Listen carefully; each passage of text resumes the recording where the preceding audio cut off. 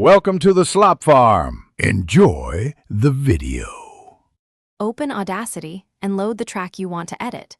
Use File, then Open to locate your audio file. Confirm the project rate is 44,100 HZ or your target rate. Switch to the Selection tool and click to set a start point. Drag to highlight the exact region you want to change. Zoom in if you need precise cuts or smoothing before applying effects. With your region selected, choose Effect, then Change Pitch from the menu. The dialog lets you enter semitones, cents, percent change, or frequency values. For musical shift, use semitones. For example, set 2 semitones to raise pitch. For tuning, use frequency. For example, change from 440 Hz to 466. 16 Hz for a to a sharp. Preview before applying. Remember that change pitch preserves the original tempo while altering pitch.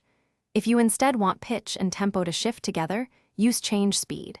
For subtle tuning, make small changes like -50 cents to avoid artifacts. Use preview to listen and tweak values until you are satisfied. When finished, choose File, then Export Audio to save your edited file in the desired format. Thanks for watching. Consider subscribing if we helped you today.